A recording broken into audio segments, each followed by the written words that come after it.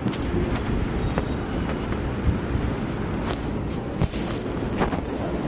الله الرحمن الرحيم. الحمد لله وكفى وسلام على عباده الذين اصطفى، أما بعد فأعوذ بالله من الشيطان الرجيم. بسم الله الرحمن الرحيم. الحمد لله رب العالمين الرحمن الرحيم مالك يوم الدين. إياك نعبد وإياك نستعين. اهدنا الصراط المستقيم صراط الذين أنعمت عليهم غير المغضوب عليهم ولا الضالين. آمين. صدق الله العظيم.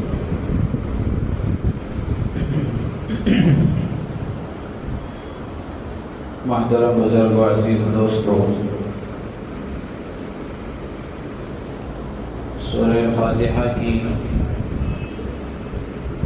پہلی آیت کے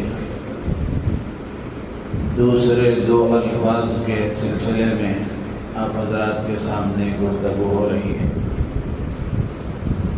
الحمدللہ رب العالمین میں رب العالمین سے متعلق کچھ باتیں گزشتہ جمعہ حضرات کی خدمت میں عرض کی گئی تھیں۔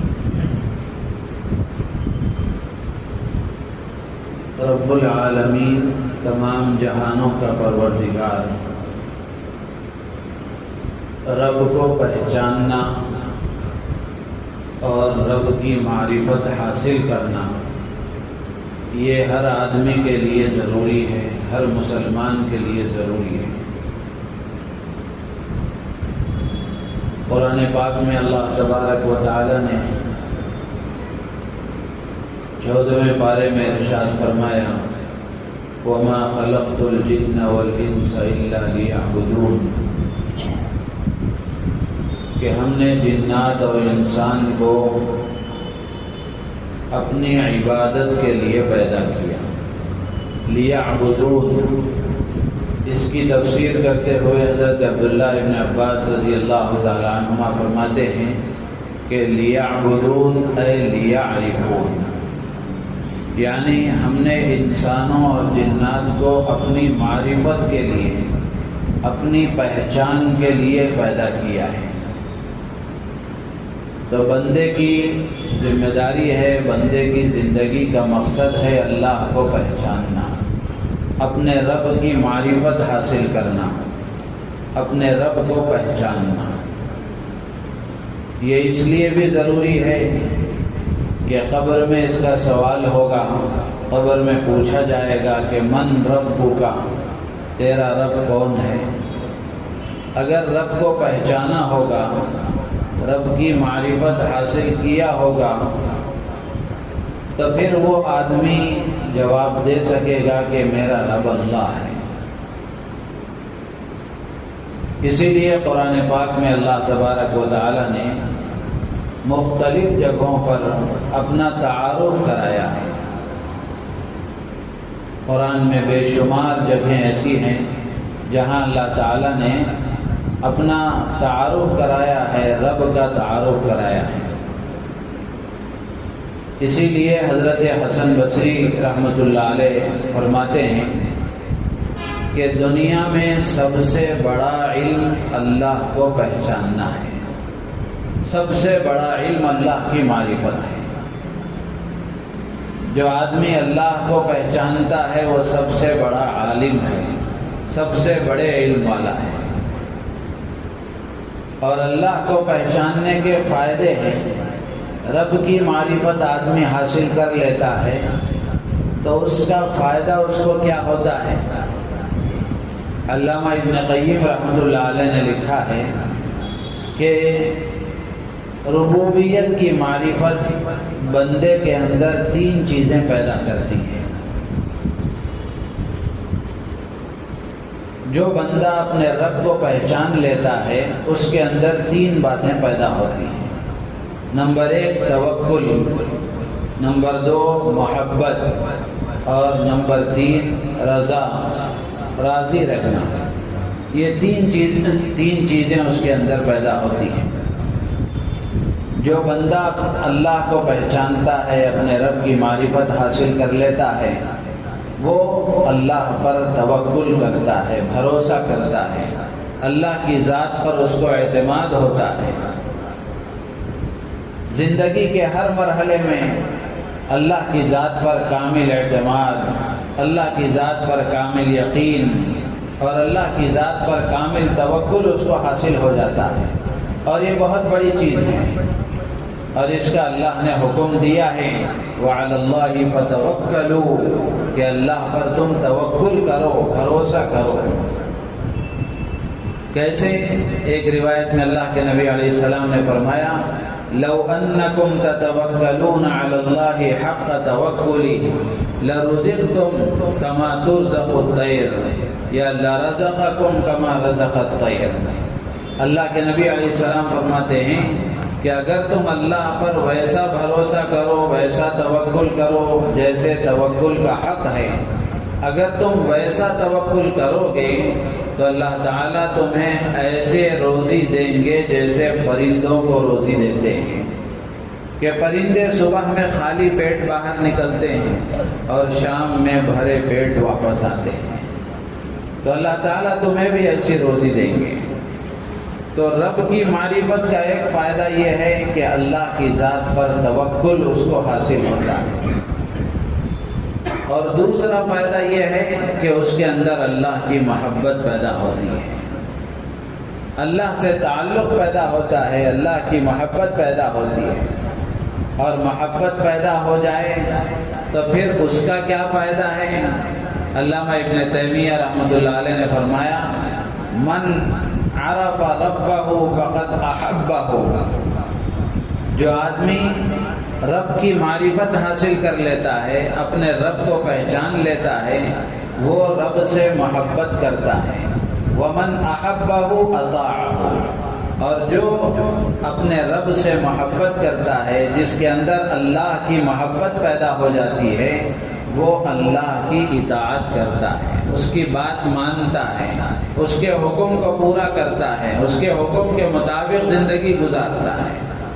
آج ہماری زندگیاں اللہ کے حکم سے خالی اور اللہ کے احکامات کو چھوڑ کر جو زندگیاں ہماری گزر رہی ہیں، اور اللہ کے احکامات جو بوجھ معلوم ہو رہے ہیں، اس کی بنیادی وجہ یہی ہے کہ ہمارے دل اللہ کی محبت سے خالی ہے، اللہ کی معرفت سے خالی ہے۔ جس دن ہم اللہ کو پہچانیں گے، جس دن ہمیں اللہ کی معرفت حاصل ہوگی، اس دن ہمارے اندر اللہ کی محبت پیدا ہوگی، اور اللہ کی محبت پیدا ہوگی تو محبت کا یہ اثر ہے کہ اس کے اندر اطاعت پیدا ہوتی ہے۔ جو محبت بغیر اطاعت کے ہو وہ جھوٹی ہے، اطاعت والی محبت یہ اصل محبت ہے اور حقیقی محبت ہے۔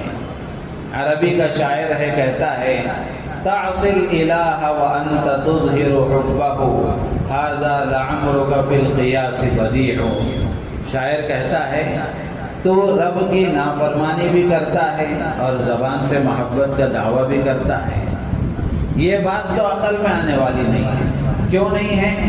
اس لیے کہ یہ ضابطہ ہے ان المحب لمن یحب مطیع، کہ محبت کرنے والا اپنے محبوب کا وفادار ہوتا ہے، اپنے محبوب کی بات مانتا ہے۔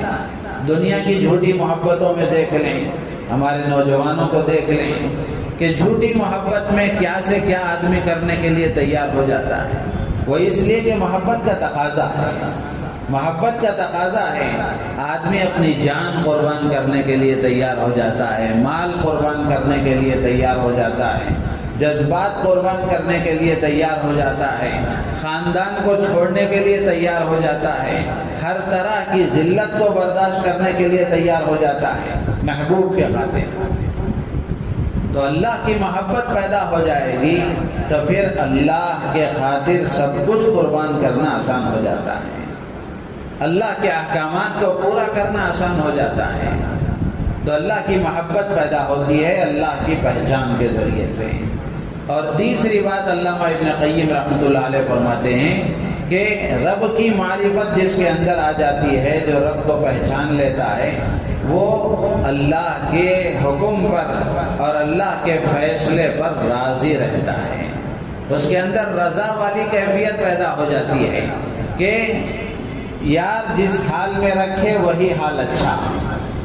شاعر کہتا ہے نہ ہی ہجر اچھا نہ ہی وصال اچھا، نہ ہی ہجر اچھا نہ ہی وصال اچھا، یار جس حال میں رکھے وہی حال اچھا۔ یہ کیفیت پیدا ہو جاتی ہے جب اللہ کی معرفت حاصل ہو جاتی ہے، اللہ کو بندہ پہچان لیتا ہے، تو پھر ہر ماحول میں ہر حال میں، چاہے حالات موافق ہوں ناموافق ہوں، راحت کا معاملہ ہو مصیبت کا معاملہ ہو، پریشانیوں میں آدمی گھرا ہوا ہو، خوشیوں میں ہو غم میں ہو، ہر حال میں وہ اللہ کے فیصلے پر راضی رہتا ہے، اس لیے کہ وہ اللہ کو پہچانتا ہے، اللہ کی معرفت اس کو حاصل ہے۔ اور اسی طریقے سے امام اوزاعی رحمۃ اللہ علیہ فرماتے ہیں کہ جو بندہ رب کو پہچانتا ہے، جس کو رب کی معرفت حاصل ہو جاتی ہے، وہ لوگوں سے تعریف کی امید نہیں رکھتا، وہ لوگوں سے تعریف کی امید نہیں رکھتا، اس کو تو صرف اللہ کی طرف نگاہ رہتی ہے، اس کی نگاہ صرف اللہ پر رہتی ہے کہ اللہ راضی ہو جائے، اللہ خوش ہو جائے، اور اللہ تعالیٰ میرے عمل کو قبول کر لے، اللہ تعالیٰ میری خدمت کو قبول کر لے، اور اللہ تعالیٰ میرا دنیا کا کام بھی بنا دے، آخرت کا کام بھی بنا دے۔ اس کو دنیا والوں سے کوئی غرض نہیں رہتی، دنیا والوں سے کوئی امید اس کے اندر نہیں رہتی۔ اسی طرح امام مالک رحمۃ اللہ علیہ فرماتے ہیں کہ جس قدر بندہ اللہ کو پہچانتا ہے اسی قدر اس کا خشوع بڑھتا رہتا ہے، اس کے اندر اللہ کا خوف بڑھتا رہتا ہے، اللہ کا ڈر بڑھتا رہتا ہے۔ تو اللہ کی پہچان کے حاصل ہونے کی ایک علامت ہے یہ کہ آدمی کے اندر اللہ کی محبت پیدا ہو جائے اور اللہ کا ڈر اور خوف پیدا ہو جائے۔ دونوں چیزیں ضروری ہیں، محبت بھی ضروری ہے اور ڈر اور خوف خشوع بھی ضروری ہے۔ اسی لیے حدیث میں فرمایا گیا الایمان بین الخوف والرجاء، کہ ایمان امید اور خوف کے درمیان ہے، کہ آدمی اللہ سے ڈرتا بھی رہے اور اللہ کی محبت بھی اپنے دل میں رکھے، اللہ سے امیدیں بھی لگائے رکھے۔ امام غزالی رحمۃ اللہ علیہ نے لکھا ہے کہ جوانی میں اللہ کا ڈر اور خوف غالب رہنا چاہیے تاکہ برائیوں سے آدمی بچے اور طاقت کا صحیح استعمال ہو، جوانی کا صحیح استعمال ہو، اور جو جوانی اللہ نے دی ہے، اعضاء میں جو طاقت اور قوت اللہ نے دی ہے، اس کو اللہ کی عبادت میں، اللہ کی اطاعت میں اور اللہ کے مخلوق کی خدمت میں لگا سکیں، اور بڑھاپے میں اللہ کی ذات پر امید کا غلبہ ہونا چاہیے، اس لیے کہ اعضاء کی طاقتیں جواب دے چکی ہوتی ہیں۔ آدمی جوانی میں جتنا کر سکتا ہے بڑھاپے میں وہ نہیں ہو سکتا، تو بڑھاپے میں آدمی پر اللہ کی ذات پر امید غالب رہے کہ اللہ تعالیٰ میرے عمل کو قبول فرما لیں گے، اللہ میرے ساتھ رحم کا معاملہ فرما دیں گے۔ جو آدمی سے عمل ہو سکے وہ کرتا رہے، فرائض کا اہتمام کرتا رہے، اور نوافل سنتیں وغیرہ اس سے جتنی ہو سکے اتنا کرتا رہے، اور باقی اللہ سے امید لگائے رکھے۔ تو یہ اللہ کی پہچان حاصل کرنے کا فائدہ ہے۔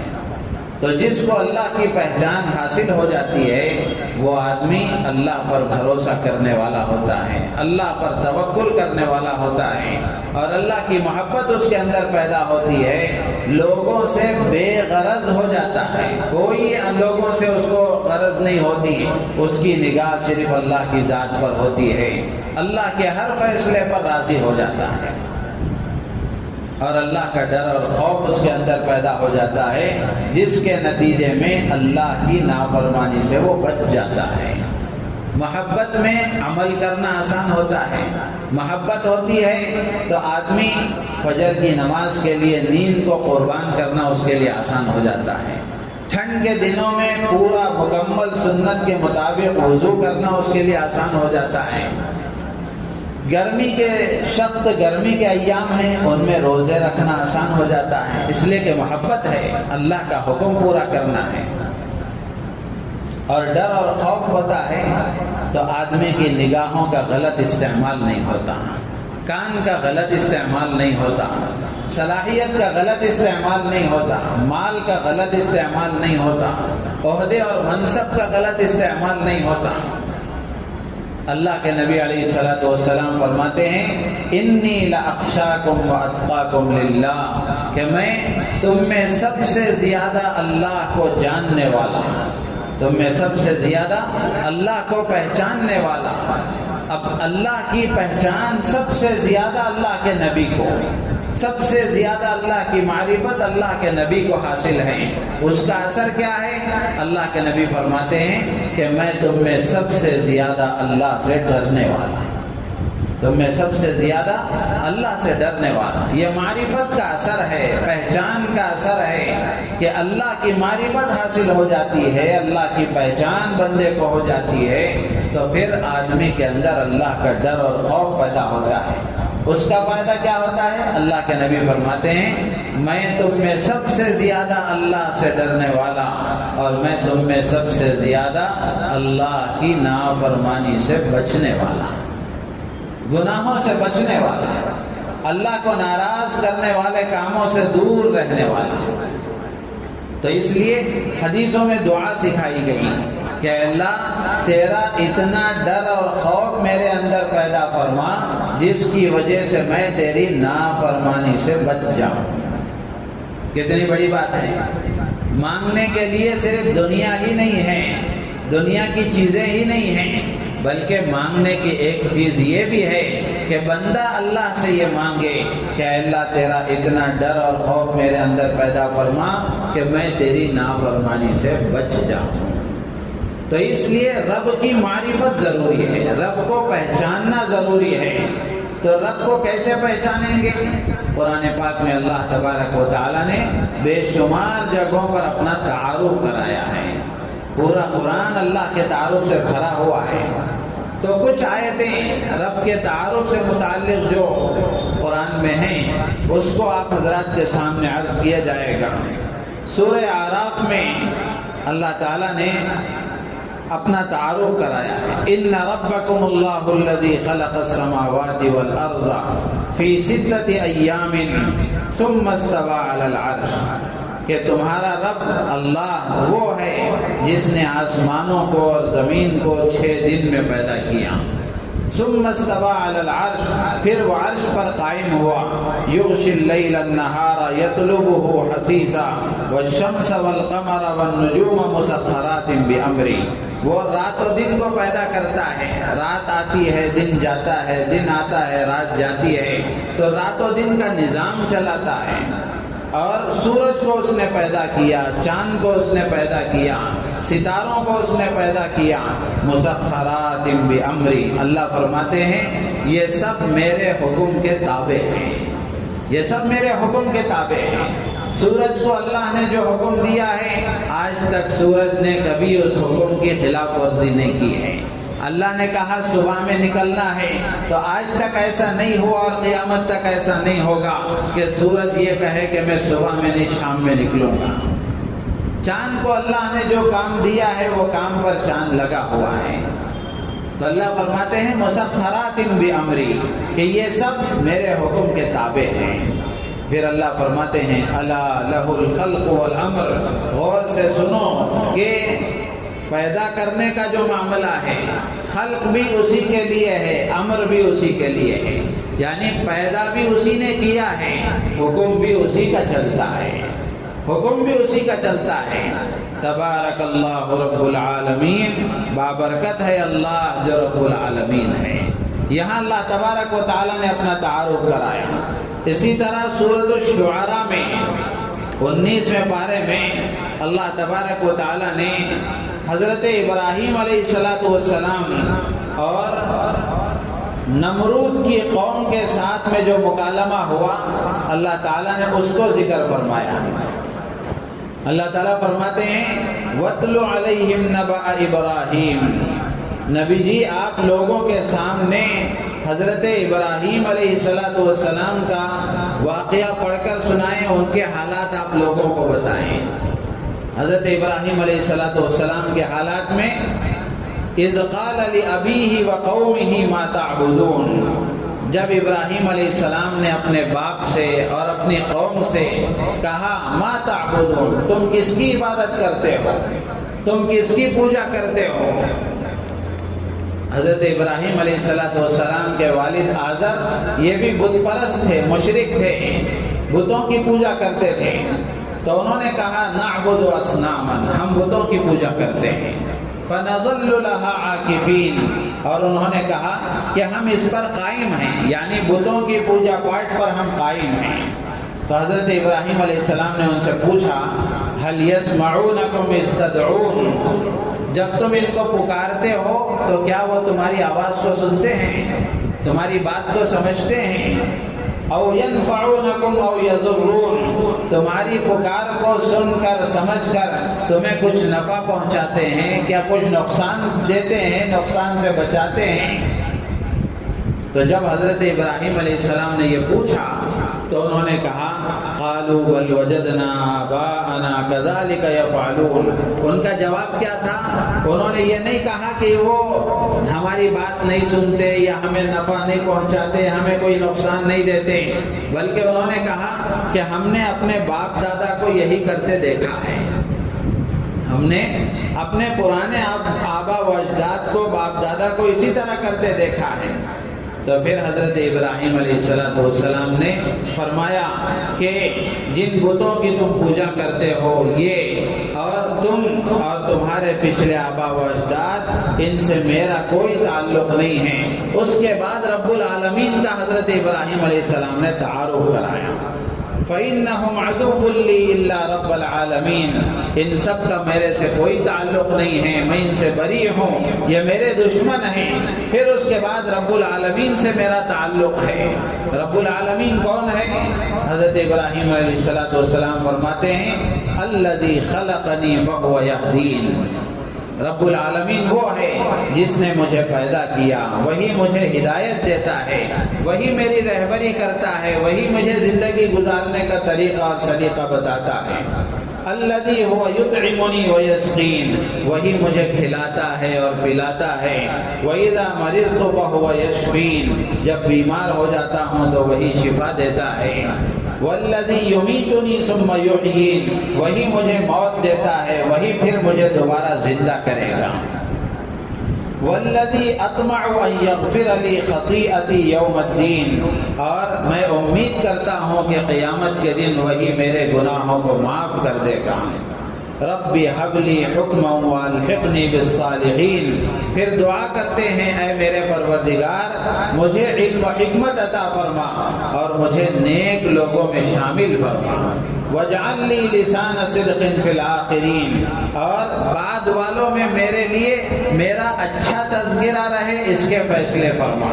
وَجَعَلْنِي مِنْ وَرَثَةِ جَنَّةِ النَّعِيمِ، اور جنت النعیم کے وارثوں میں میرا شمار فرما، یعنی جنت والے لوگوں میں، جنتیوں میں میرا شمار فرما۔ تو اس میں بھی حضرت ابراہیم علیہ السلام نے رب کا تعارف کرایا، رب العالمین کا، کہ رب العالمین وہ ہے جس نے پیدا کیا، جو ہدایت دینے والا ہے، جو کھلاتا ہے، پلاتا ہے، جلاتا ہے، مارتا ہے، اور بیماری اور صحت کا معاملہ اسی کی طرف سے ہے۔ تو یہ سارا اللہ تبارک و تعالیٰ نے حضرت ابراہیم علیہ السلام کا قصہ نقل کر کے اپنا تعارف کرایا۔ اسی طرح حضرت ابراہیم علیہ السلام اور نمرود کا آپس میں مکالمہ ہوا۔ اللہ فرماتے ہیں، سورہ بقرہ میں ہے 3 پارے میں، اللہ تعالیٰ فرماتے ہیں الم تر الی الذی حاج ابراہیم فی ربہ، کیا آپ نے نہیں دیکھا اس شخص کو جو حضرت ابراہیم سے رب کے بارے میں جھگڑا کرتا ہے، ان آتاہ اللہ الملک، اس لیے کہ اللہ نے اسے بادشاہت عطا فرمائی، اس کو بادشاہ بنایا۔ اب بادشاہ کیا بنایا کہ اس کو رب کے بارے میں وہ جھگڑنے لگا۔ حضرت ابراہیم علیہ السلام نے کہا ربی الذی یحیی و یمیت، میرا رب وہ ہے جو زندگی دیتا ہے اور موت دیتا ہے۔ تو اس نے کہا میں بھی زندگی دیتا ہوں اور موت دیتا ہوں، میں بھی جلاتا ہوں اور مارتا ہوں۔ پھر حضرت ابراہیم علیہ السلام نے کہا فَإِنَّ اللَّهَ يَأْتِي بِالشَّمْسِ مِنَ الْمَشْرِقِ فَأْتِ بِهَا مِنَ الْمَغْرِبِ، میرا رب وہ ہے جو سورج مشرق سے نکالتا ہے اور مغرب میں ڈباتا ہے۔ اگر تو خدا ہے یا تیرے اندر خدائیت کی صلاحیت ہے اور تو حقیقی بادشاہ ہے تو سورج کو مغرب سے نکال کر دکھا۔ فَبُهِتَ الَّذِي كَفَرَ، تو یہ کافر مبہوت ہو گیا، لاجواب ہو گیا، اس کے بعد اب کوئی جواب باقی نہیں رہا، اس لیے کہ اس کی طاقت میں نہیں ہے یہ چیز۔ اللہ فرماتے ہیں وَاللَّهُ لَا يَهْدِي الْقَوْمَ الظَّالِمِينَ، اللہ تبارک و تعالی ظالم قوم کو ہدایت نہیں دیتے ہیں۔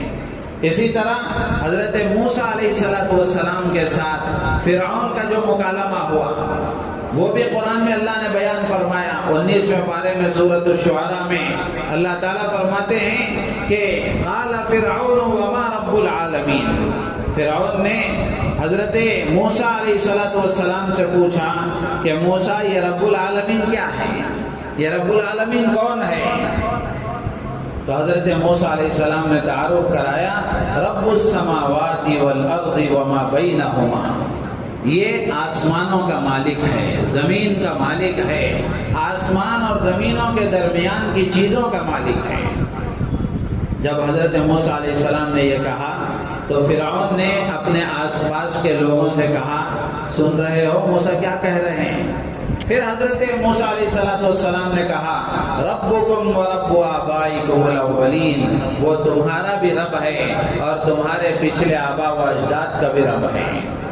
تو فرعون نے کہا کہ جو رسول تمہارے پاس بھیجا گیا ہے یہ پاگل ہے، دیوانہ ہے۔ تو پھر حضرت موسیٰ علیہ السلام نے کہا رب المشرق والمغرب وما بینہما، یہ مشرق کا بھی رب ہے، مغرب کا بھی رب ہے اور ان دونوں کے درمیان کی ساری چیزوں کا رب ہے۔ تو فرعون نے جب یہ دیکھا اور حضرت موسیٰ علیہ السلام کا یہ جواب سنا تو فرعون کہنے لگا اپنے لوگوں سے کہ اگر تم میرے علاوہ کسی اور کو خدا بناؤ گے اور خدا مانو گے تو میں تم سب کو سولی پر چڑھا دوں گا، تم سب کو قید کر دوں گا، لَأَجْعَلَنَّكَ مِنَ الْمَسْجُونِينَ۔ تو میرے عزیز و دوستو بزرگوں، پورے قرآن میں اللہ تبارک و تعالی نے رب العالمین کا تعارف کرایا ہے۔ ایک دوسری جگہ پر حضرت موسیٰ اور حضرت ہارون ان دونوں سے فرعون نے پوچھا فَمَن رَبُّكُمَا يَا مُوسیٰ، اے موسیٰ تم دونوں کا رب کون ہے؟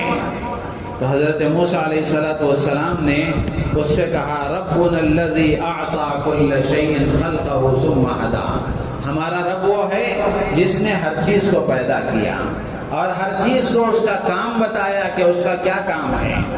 پھر اس کے بعد فرعون نے پوچھا فما بال القرون الاولی، پہلے لوگوں کے حالات کا علم کیا ہے، پہلے لوگوں کا کیا حال ہے؟ تو حضرت موسیٰ علیہ السلام نے کہا قال علمها عند ربی فی کتاب، پچھلے لوگوں کا جو علم ہے وہ میرے رب کے پاس ہے، یعنی پہلے لوگوں کا کیا ہوا، وہ جنت میں ہیں جہنم میں ہیں، ان کا کیا معاملہ ہے؟ تو حضرت موسیٰ علیہ السلام نے کہا اس کا علم میرے رب کے پاس ہے۔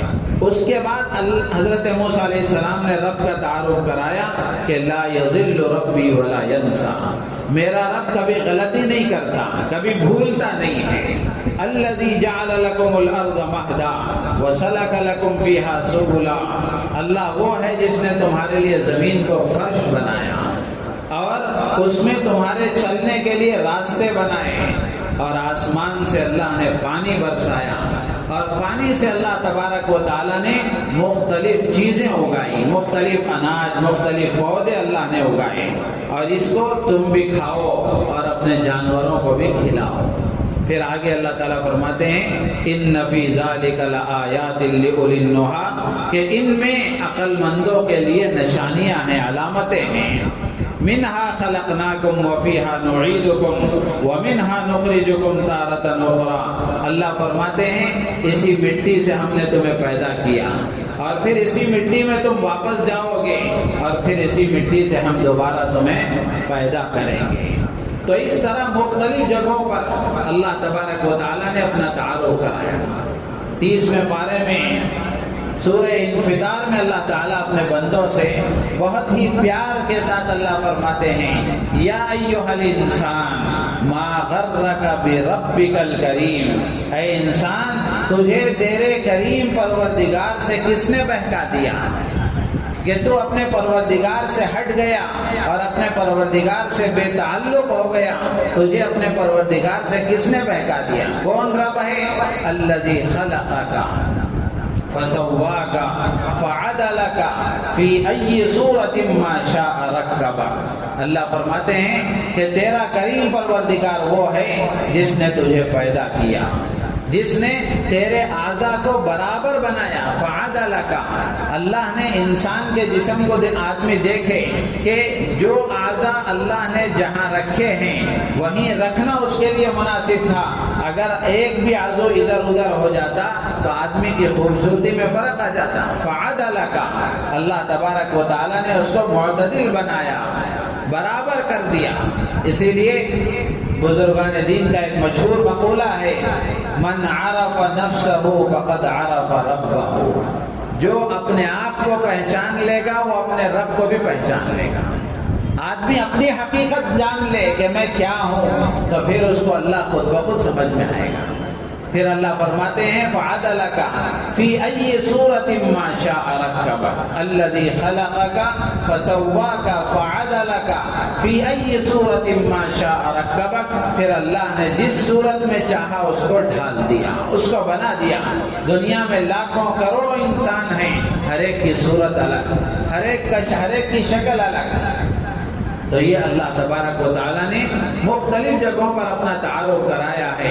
آدمی قرآن کو پڑھ کر اگر اللہ کو پہچانے گا، اللہ کی معرفت حاصل کرے گا تو اللہ کی قدرت اس کو سمجھ میں آئے گی، اس کے دل میں اللہ کی محبت پیدا ہوگی، جس کے نتیجے میں اللہ کے حکم کو ماننا آسان ہو جائے گا، اللہ کے احکامات کے مطابق زندگی گزارنا آسان ہو جائے گا، اور اللہ کو پہچاننے کے نتیجے میں اللہ کا ڈر اور خوف اس کے اندر پیدا ہوگا، جس کے نتیجے میں گناہوں سے بچنا اس کے لیے آسان ہو جائے گا۔ تو یہ قرآن کا ایک بنیادی مضمون ہے، اللہ کا تعارف۔ رب العالمین کون ہے، رب ہمارا کون ہے، اب قرآن سے پوچھتے جائیں قرآن جواب دیتا جائے گا۔ مختلف جگہوں پر اس کا اللہ نے تعارف کرایا ہے۔ اللہ تعالیٰ سے دعا ہے اللہ تعالیٰ ہم سب کو قرآن پڑھنے، قرآن سیکھنے اور قرآن کو سمجھنے کی اللہ ہمیں توفیق عطا فرمائے، اور اپنے رب کی معرفت اللہ تعالیٰ حاصل کرنے کی ہمیں توفیق عطا فرمائے۔ الحمدللہ رب العالمین، اللہم صلی علی سیدنا مولانا محمد وعلی آل سیدنا و مولانا محمد مبارک وسلم۔ ربنا آتنا في الدنيا حسنة وفي الآخرة حسنة وقنا عذاب النار۔ رب اغفر وارحم وتجاوز عما تعلم إنك أنت الأعز الأكرم۔ صل وسلم وبارك على حبيبك سيدنا محمد وعلى آله وأصحابه أجمعين، والحمد لله۔